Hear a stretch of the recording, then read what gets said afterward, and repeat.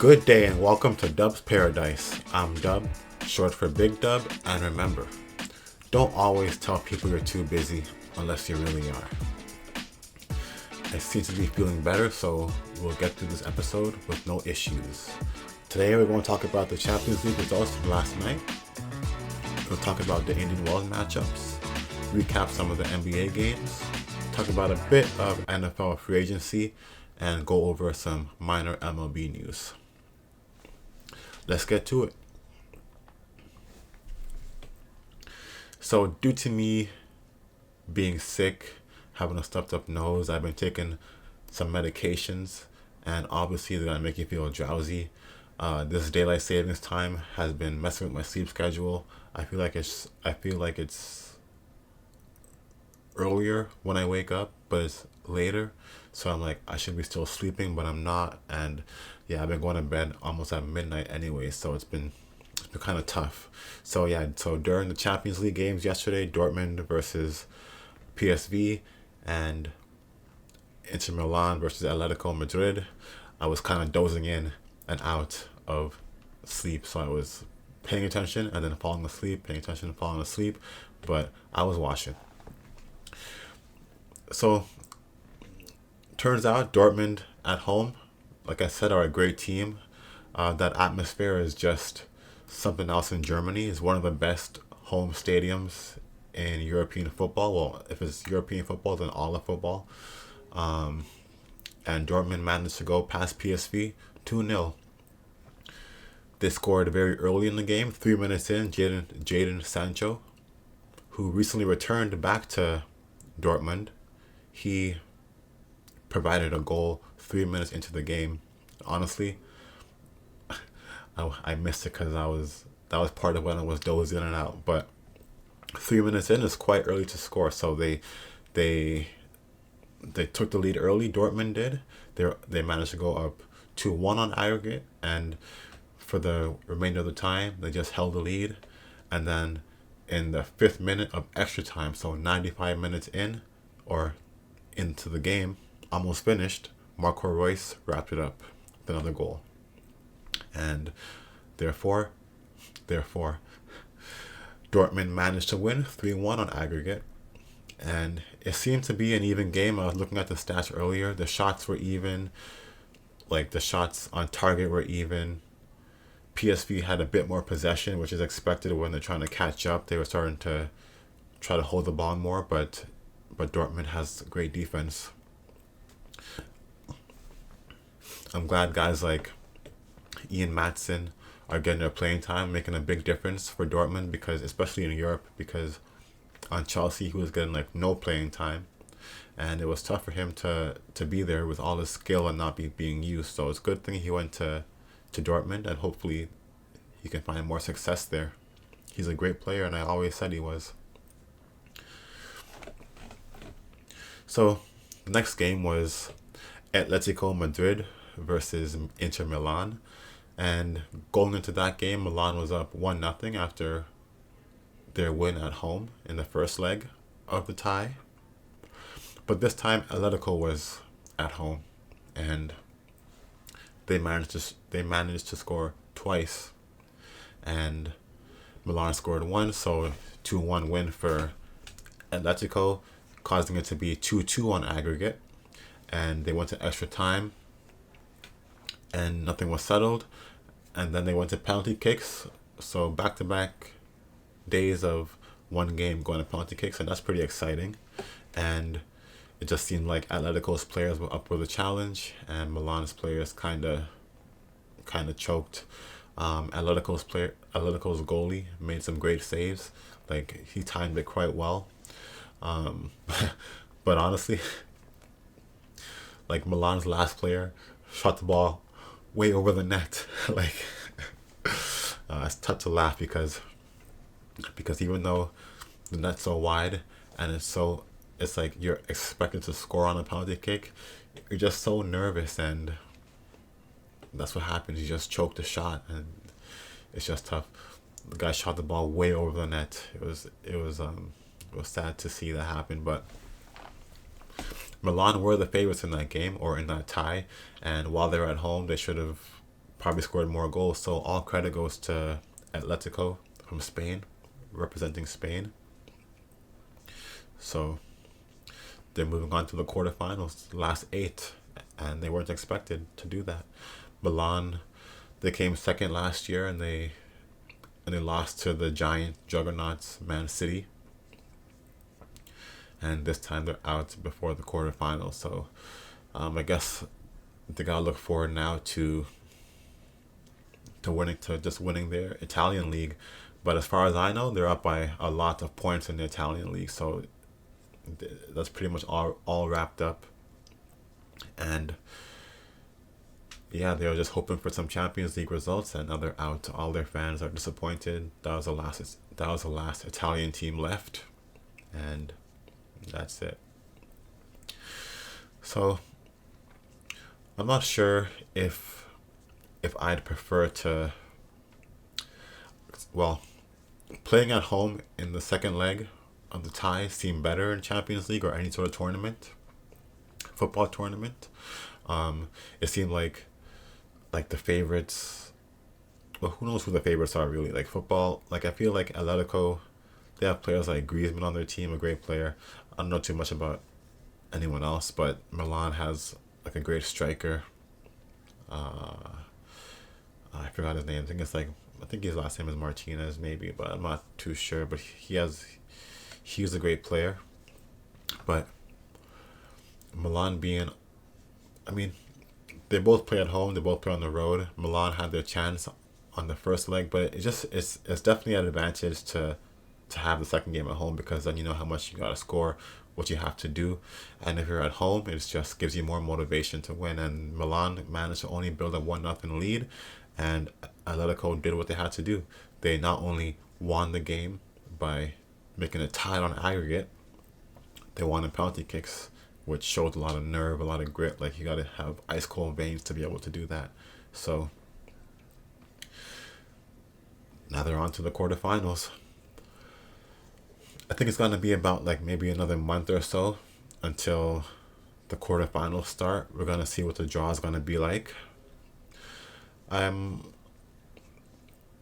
So just to clarify, the final 8 teams in the Champions League are Real Madrid, Bayern Munich, Paris Saint-Germain, Barcelona, Man City, Atletico, Dortmund, and Arsenal. That's 3 Spanish teams, 2 German teams, 2 English teams, and that equals 8. So what do I want to see happen? Who do I want to see play each other? I think based on history, Man City gets relatively easy draws for Champions League. So I think they will probably end up facing Atletico just for that reason, because they're like the weakest team left, it seems like. If Man City faces Atletico, I wouldn't really expect them to sweat either way. And I also realized too that English teams can't face English teams, Spanish teams can't face Spanish teams, German teams, etc., etc. So it's got to be different countries versus each other until it's down to the semifinals, I believe. So I want to see Man City. I mean, I predicted them to win Champions League against maybe Real Madrid, but I'll say who I want to face first. I would say I want to see Madrid face Bayern Munich. That matchup would be 2 heavyweights, 2 past champions of the Champions League. Real Madrid would probably be the favorites in that tie because they have less turmoil going on. I wouldn't want to say, I mean, they do have better players, but they also have less drama going on behind the scenes. Like Bayern is just going through some trouble right now with their coach, with their players, lack of motivation, etc. But they might find it to wrap up like Thomas Tuchel's career at Bayern. so they might find the motivation, but then again, Real Madrid is just better managed, better players, and but they struggled against another German team, Leipzig, but they still won that tie, of course. And Bayern is better, but Real Madrid is probably going to up their game even more. Like as they go along, they probably up their game even more in order to win and move on. I wouldn't mind seeing next Paris Saint Germain versus Barcelona, French versus Spanish. Of course, I'd be cheering for PSG to win that game. That'd be a great matchup because Mbappe is going to Spain, probably going to Real Madrid next year, so he's going to get some experience facing Barcelona. I'm sure he already has. Barcelona did quite well against Napoli, and they moved on. They're a good team. That would be a great matchup, PSG versus Barcelona. Like to predict that, I'll probably say just because of Kylian Mbappe, I would say that PSG will win because Mbappe can create goals on his own. Like he can get the pass and then deal with it himself from the halfway mark. He doesn't gotta wait till be passed to like in the box. He can just run it down and score just like that because he's just a fascinating player to watch play football. And then I already mentioned this even before like Dortmund and Arsenal moved on. So I would want to see them play in the quarterfinals. Dortmund is one of my teams I like watching from Germany, and Arsenal is a rival to Chelsea in the Premier League. So I'd rather Dortmund move on if they play each other. I'd want Arsenal to win maybe if they face like, I don't know, it'd just be funny to see them. Well, they made it quite far, but we'll see how they do, Arsenal. But I'd rather Dortmund win that if they play each other. And like I was saying, because Man City tends to get relatively simple draws for their quarterfinals matchups or their path to the Champions League finals, they might just play Atletico and take care of them as they should. So the draws aren't out yet. I'm not exactly sure when they'll be, but I'll definitely update once they are. But just to wrap it up again, I think I'd want to see Real Madrid versus Bayern. I'd want to see PSG versus Barcelona. I'd want to see, or I expect to see at least Man City versus Atletico, and I want to see Dortmund take care of Arsenal and then go to the semifinals from there and see what happens. It's hard to predict what's going to happen because the draws aren't out yet, like I said, but I expect it to be like Real Madrid, PSG, Man City, and maybe Arsenal or Dortmund in the final four. We'll see if I'm right. I tend to be, but let's see. So besides Champions League, Chelsea's next matchup is going to be on Sunday against Leicester. I hope I'm pronouncing that right, but I'm probably not. That matchup is the FA Cup quarterfinals. They're going to be playing to get into the semifinals. And if they win that game, they're going to be back to playing at Wembley Stadium to try to get their revenge from losing there before to Liverpool in the Carabao Cup final. So Chelsea, they're coming off a great win against Newcastle. Leicester was relegated last year to the championship in English football. So their championship team, and Chelsea, is a classic Premier League team. I expect Chelsea would win that game, especially at home at Stamford Bridge. So hopefully on Sunday they'll take care of that. And then they're going to be on an international break for a couple of weeks, and then they'll be returning back home, Stamford Bridge, the 30th of March against Burnley, which they should win. Like Chelsea, they could win 4 in a row, maybe 5 in a row. Maybe they can get to 6 in the table, have a chance to play in the UEFA Europa League next season, and that'd be good for them because they're a young team with budding talent, And I don't know what's the missing piece exactly. Is it patience? Is it a new coach?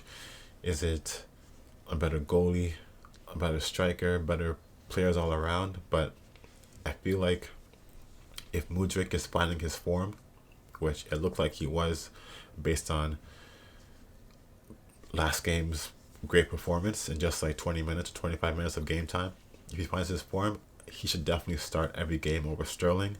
Put Jackson up the middle, put Palmer down the right. You got Gusto. You got like the.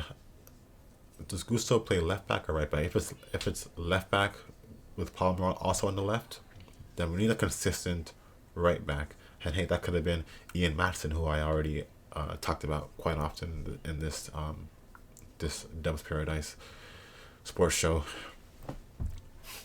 And the midfield, they're finding their way. They got to build more chemistry.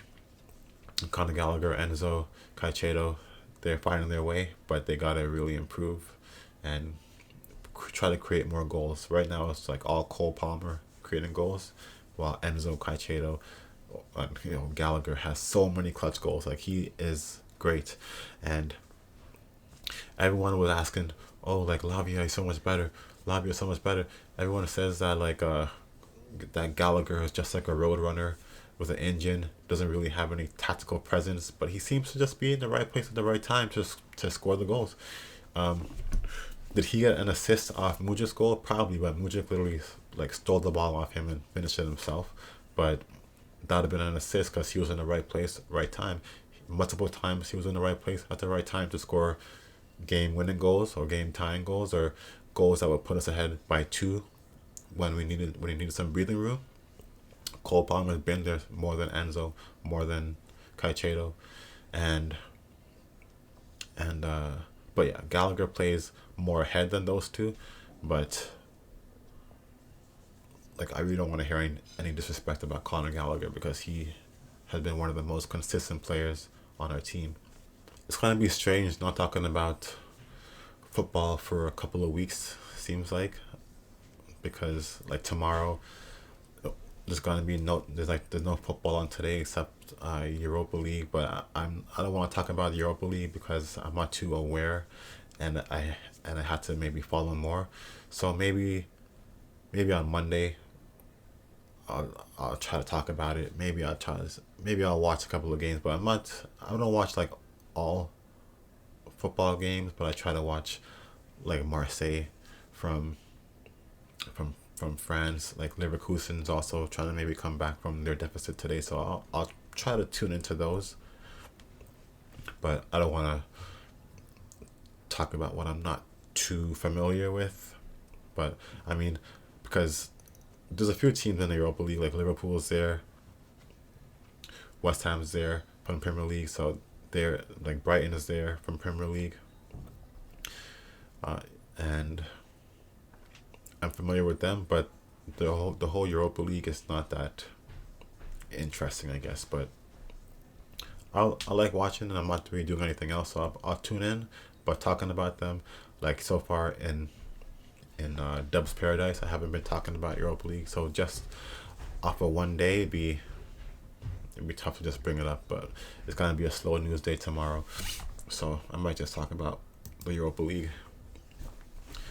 Besides that, Indian Wells is getting close. The round of 16 wrapped up yesterday. Now they're fighting to be in the semifinals. The quarterfinals start today for the men and women. So my boy, the Frenchman Gael Monfils, he ran out of steam yesterday against Casper Ruud. He won the first set, but Casper Ruud is younger. He's high ranking. So even though he lost the first set to Gael Monfils, he managed to come back and win the next 2 sets. Gael Monfils, he had a nice run. He loves to play tennis and he puts a lot of effort in, but he just ran out of steam, and that happens. It happens. So he got some money from Indian Wells, and next up, time to prepare for Miami. If he's going to be there, which he should. Tommy Paul cruised by Luca Nardi. Tommy Paul is one of the more consistent Americans, although he's not as like talented, like he's not as high ranking as some of them, but he's been consistent as what dictates his ranking 17th. But like he's making it farther than a few Americans so far. Like he made it further than Shelton, made it further than Tiafo, and he made it further than Taylor Fritz, who lost yesterday. But Tommy Paul seemed to cruise by Luca Nardi. Luca should feel good about his performance though, because he beat the GOAT of tennis, Novak Djokovic. So that was good for him. Tommy Paul not going to the quarterfinals. Medvedev won, expected, and Taylor Fritz was up one set. He easily won that one set, that first set, and then he had a couple of match points too. Then Holger Rune found his game, and managed to come back. Second set went to a tiebreaker, and Rune won that like 6-2, and after that it was all Rune. The body language of Taylor Fritz wasn't that good. He was maybe feeling bad for himself, but that match point is always the hardest to get. The last point is always the hardest. It's so much pressure, but he's a previous winner of Indian Wells. I know he's looking forward to Miami. Hopefully he'll do well. So on the women's side yesterday, the unseeded woman from China, Yuan, won her matchup. Sakari won her matchup in 3 sets. I thought she would be stressed out, but she won the first set, lost second set, won the third set. So that's a good tennis matchup. Good for the fans. Goff made her matchup look really easy. I think she won 6-0, 6-2.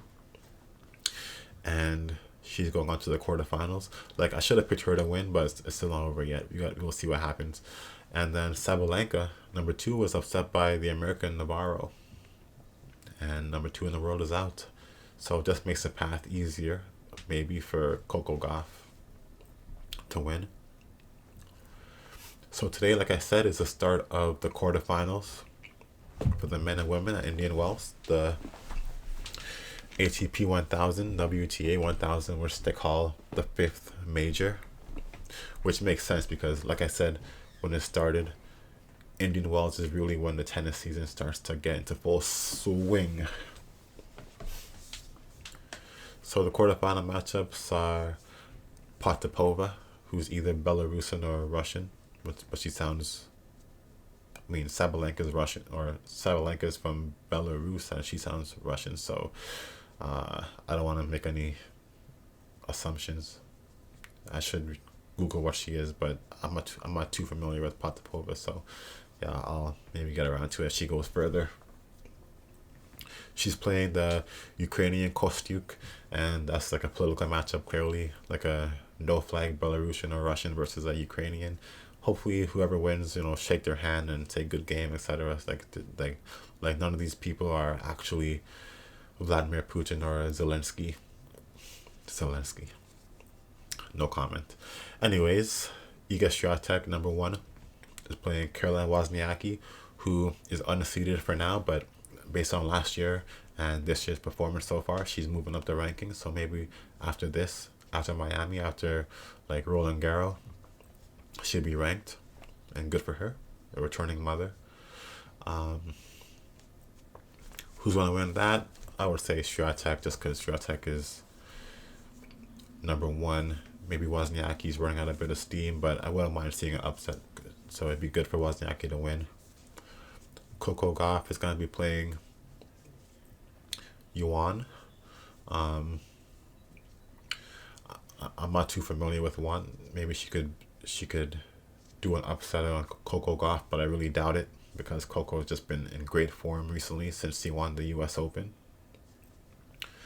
And Sakari is going to play Navarro, and they're both ranked. Navarro's, I believe, is 28th or 23rd, and Sakari's 9th. Sakari had some disappointments last season, but so far she's making it pretty far at Indian Wells, so good for her. To predict that, maybe the American will have more crowd crowd favoritism. They would cheering more for her. Maybe it just take a toll on Sakari, who, like I said, sometimes has some disappointments. So maybe I'll pick Navarro to win that game. So the quarterfinals for the men is going to be Yannick Sinner versus Leheshka. Tommy Paul versus Casper Ruud. It's going to be Medvedev versus Holger Rune. And there's going to be a great matchup between Zverev and Alcaraz. So between Sinner and Leheshka, I would pick Sinner to win, of course. I picked him to win the entire tournament, and he's still in, and he's just not losing. He's just been fantastic so far this season. He actually won Australian Open. I'm sure I've mentioned it quite a few times. And now he's going back to trying to make it back-to-back, like, relatively, like, back-to-back as in win a major and then win another, like Indian Wells, the so-called fifth major. We'll see how he goes. I hope he wins. So then it's going to be Tommy Paul, like I said, against Casper Ruud. That matchup, I mentioned before, like, Casper Ruud has been just kind of disappointing. He played yesterday, so did Tommy Paul. But it's tough. It's tough. Like, if I predict this, it's clearly that I'm going to be biased for the American. But I might take Tommy Paul just for the American bias. He's at home. Let's see how he does. The crowd is going to be cheering him on at every point. So come on, Tommy Paul, get this win. Get this win for America, for freedom, for all the people. Medvedev versus Rune is going to be the last matchup of the night. But I'm going to talk about this before talking about Zverev and Alcaraz, just because Zverev and Alcaraz is going to be like, whoa, that's going to be a great one to watch. So Medvedev versus Rune. Medvedev always goes to the semifinals or finals in these important tournaments, so I believe he'll win. He might be stressed out a bit, maybe go to 3 sets, but Medvedev is a great player, and I think he's going to win this matchup. But then we have number 6 Zverev versus number 2 Carlos Alcaraz. And, whoa, that's going to be another great matchup. Like, get your popcorn ready for that. It's going to be power, speed, like precision, just tennis perfection on display. And I don't even know who to predict in this matchup. Alcaraz has the speed. He has the ability to get to every shot. He has that like lethal forehand, just get down the line. Like, he can do trick shots if he wanted to. Zverev, he did quite well at the Australian Open. He is really coming up. Number 6. So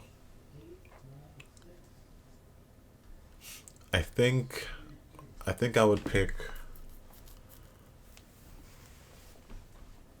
I think I'm gonna pick Alcaraz to win that. Like, I would want to say Zverev just because I want a guy from Germany to go far, but just because Alcaraz is great and he's up and coming, I think I'll go with Alcaraz to win. But we'll see. I'm gonna watch that and see how it goes. Tomorrow we'll talk about it. Let's see who's right.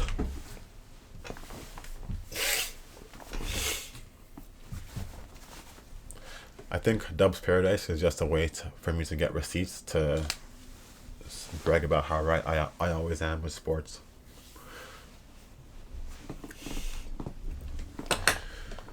So in the NBA last night wasn't much, like, just talking about NBA to talk about new things, but what an embarrassment. The Raptors lost to the Detroit Pistons.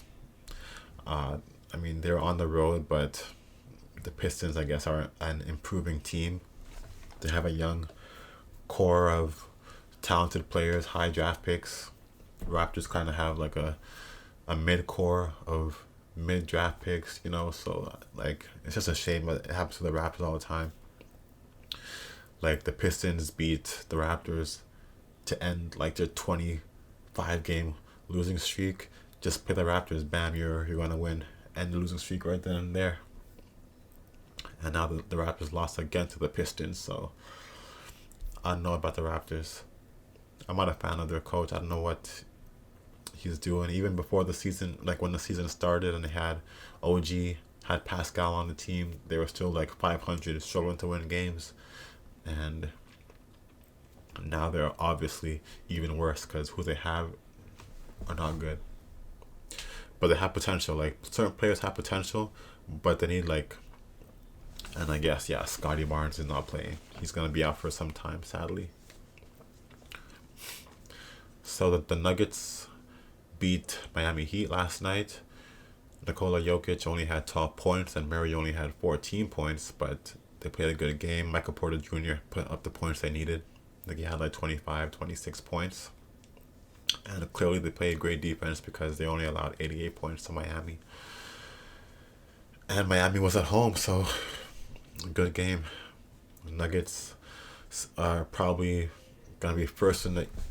They should now be first in the Western Conference because I think OKC lost, Minnesota lost. So, yep, Denver is up by 0.5 in the Western Conference of OKC. Minnesota might be going downhill because they lost Karl Anthony Towns, and Rudy Gobert is just a fool. He got like fined $100K for doing this to the referee, as if he's getting bribed, and I mean, to Rudy Gobert, $100K probably isn't that much, but it's not a good look, and he was the first person in the NBA to get COVID after touching the microphone and like coughing on the microphone. Like he's an idiot. I'm not a fan of Rudy Gobert at all. Too bad he's French, making a bad look for French people. So Golden State was without Steph Curry last night, and they were playing the Dallas Mavericks on the road, and Dallas beat them. Kyrie Irving and Luka had okay games, but nothing spectacular, nothing to write home about. But Klay Thompson didn't have a great shooting game, so therefore it wasn't a great game. I think he was like 3 for 13 from the field. He was back in the starting lineup for Steph, I guess, and he didn't really. It's sad to see because Klay Thompson is one of my favorite players in the NBA. Like for some reason he wasn't even on the top 75 all-time list. You know, it's kind of ridiculous. But he's since he got injured against the Raptors in the finals. You know, when the Raptors won the championship, Klay has been going downhill. I guess they won their championship 2 years ago, and that took the rest of. I'm trying to think of what to say exactly, but that took all the rest of Klay Thompson's energy, that championship run. So he's a 4-time champion. He should have been in the top 75 NBA players list, but I guess I didn't think he's good enough. Like, why was Russell Westbrook in that list? Because he gets a lot of triple doubles, you know, with no championships. Come on, like at least you could have put Klay Thompson 75th, which would have still been disrespect. But to leave him off the list all entirely, come on NBA, what are you doing? So more basketball, some cool games last night. Sacramento beat the Lakers, and all the stars on the team were playing. LeBron was playing, Davis was playing, De'Aaron Fox, Sabonis was playing, and I like seeing the Kings win because they're a young team and they're showing what they can do with some good players. Fox and Sabonis were slumped from the All-Star game, and they didn't take it. I guess it is personal, but they're using it for more motivation. Seems like this season, because they're great, and they prove it every day in day out. Like Domantas Sabonis is like a poor man's Nikola Jokic, but it's not even that he's like a poor man's Nikola Jokic. It's just that Nikola Jokic is just that good. But Sabonis averaging 20 points, gets a triple double pretty much every game, assists, lots of rebounds. Maybe he could, and he's efficient. He's an efficient shooter too. Maybe for a big man, he doesn't get like block shots that much, but he delivers in every other category that you ask for. And I mean, I'm talking about them. They're on my fantasy team. I mean, that basketball league for fantasy isn't for money or anything like. Well, it is, but it's not like for major money. So yeah, Lakers lost. LeBron and Davis played. I'm not a Lakers hater per se, but I'm just not believing that they're a great team. I mean, I can see that they're going downhill. Like usually, I'd be like, yeah, like Lakers for sure going to the finals. Like when LeBron was on Miami, like yeah, they're going to the finals. Cleveland, yeah, they're going to the finals. But the Lakers, they're old. Like they don't have the skill, and Anthony Davis isn't that game changing player that everyone wants him to be, and LeBron is just getting up there in age. And even though he can still perform at a really high level, it's different because he's getting older, and that's a fact. And it's harder to do it every game, especially when young greater players are better than you.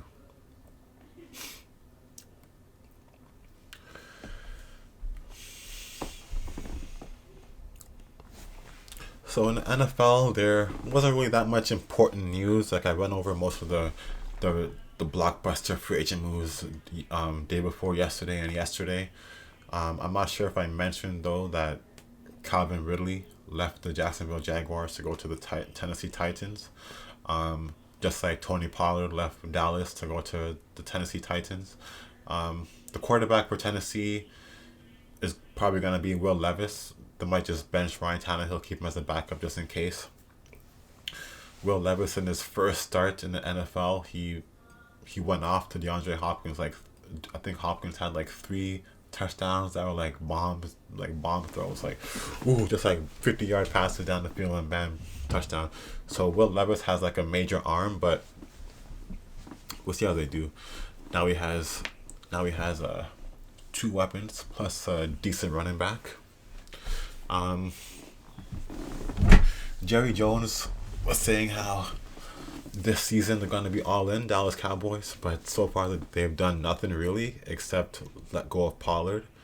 They're going to be keeping Dak as their starting quarterback. CeeDee Lamb. They still have that good defense, but the problem is not their defense. The problem is Dak Prescott. He might be under pressure this season. Is well, obviously because out of so many years of being in the playoffs, getting paid that much money, and to just disappoint, getting beat by Jordan Love, a rookie already, like that's not a good look. Obviously, Cowboys most overrated team in the league, but I'm a Leafs fan, so I know what it's like to have expectations and to be disappointed every year, even though you have so-called star players. It's tough. So I'll in Dallas, you might see Trey Lance have some games maybe. I wouldn't even want to say Trey Lance is a bust yet because in San Francisco he didn't get a fair opportunity to show what he can do. He got injured, and then Brock Purdy came in and became great. And I really don't want to hear anyone talk smack about Brock Purdy, because as far as I'm concerned, he is not a game manager. He can deliver the ball wherever it's necessary, and he has great players around him. And obviously you can say, oh, imagine if Mahomes on the team, imagine if Rodgers, imagine if etc. etc. But to put actual GOATs in that position, and you're comparing Brock Purdy on San Francisco to what Aaron Rodgers could be on San Francisco, it's a different story. Like Aaron Rodgers is the greatest of all time as far as like accuracy and throwing the ball goes. Not like winning, but Rodgers is one of the best quarterbacks. So obviously, if you put him on a team like San Francisco with Debo, Ayuk, McCaffrey, George Kittle, it's gonna be too easy. So you still need a quarterback to run the plays, and Brock Purdy is fantastic. He's not a game manager. He's doing what Kyle Shanahan is asking of him to do, and he's doing it with extreme skill. Extreme skill. But we'll see this season. We'll see I mean, I could be proven wrong because maybe because he did struggle a bit without some players. He did struggle, but who wouldn't struggle if your players are missing and you got to deal with players who aren't that good? Like Brock Purdy is by no means Mahomes. He's by no means Aaron Rodgers. I didn't say he was even near those guys, but is he like a top 10 quarterback in the league? For sure. Is he like top 8? He could be. I wouldn't say maybe he's top 5, but we'll see how he does. But we'll see what happens. Okay, so MLB talk.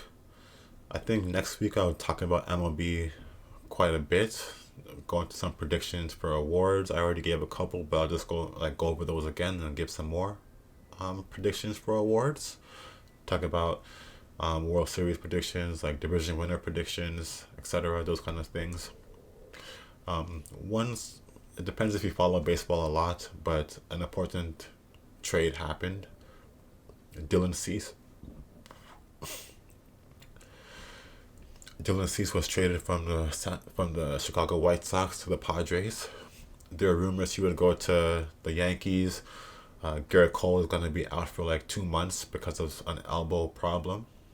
There are rumors, so they might have wanted Dylan Cease, but I'm happy he didn't go to the Yankees because he would have to play the Blue Jays, and the Blue Jays would be made to look bad by Dylan Cease, who's a great pitcher. But I'll get around to that in a bit. If he's great or good or above average, etc. The Rangers, I also heard, wanted Dylan Cease, and that would have been a good spot for him in a kind of a tough division in the AL West. That would have been with the Astros, with the Mariners, with Oakland. So I'm glad he went to the Padres. The Padres are in a tough division too. Well, kind of tough. Like they have Diamondbacks, Colorado Rockies, the Dodgers, and who else? Yeah, I forgot the entire West. But compared to the White Sox, Cease now will have an opportunity to get more wins, opportunity to get more run support, but like the Padres are a good team, but they're like the Clippers, like good players have high expectations, but when it comes down to playoffs or winning, they might have a hard time. So trading for Dylan Cease was a good move for them. Dylan Cease is gonna face the Dodgers quite frequently, so we'll see how he does against that stacked lineup. But like as you saw probably in my previous post, Dylan Cease is on my fantasy baseball team, and I traded him when he was still young. I traded for him when he was still young, and I traded Christian Pash for him. You probably don't even know who Christian Pash is because he's I wouldn't say he's a bust yet, but he's kind of been a bust. And a couple years ago, Dylan Cease was incredible. Like ERA like 2 something, almost won Cy Young, had so many strikeouts. Then last year he kind of fell off a bit. He kind of gave up a lot of runs, like a walk. He allows a lot of walks, and then gives up a home run, and then bam, that's like 2 runs right there, like 3 runs right there, and then makes your ERA like up to 4 already. But he still gets a lot of strikeouts, so hopefully he can manage the walks and be a Cy Young candidate, because he has the tools, he has like the nasty pitches to be a Cy Young candidate, and I hope he does, because I like his skills, and I need my fantasy team to do well. So we'll see how he does.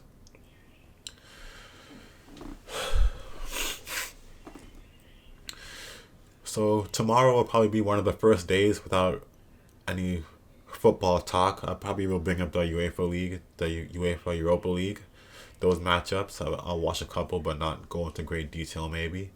The Leafs back in action tonight. They're on the road playing the Flyers. Marner is not going to be playing. Samsonov is starting. I expect the Leafs to win that game. And the MLB season is another day closer, like I always say. Next week we're going to be talking more about predictions, like I said. And we'll see what else happens in the sports from now until tomorrow's show. Indian Wells is going to be going to semifinals tomorrow. So we'll see what happens today with the quarterfinals. Okay, so that was a great episode of Dub's Paradise, episode 8. Please remember to like, comment, subscribe. Let me know what you want me to talk about. Give me some ideas for what I can do for the show.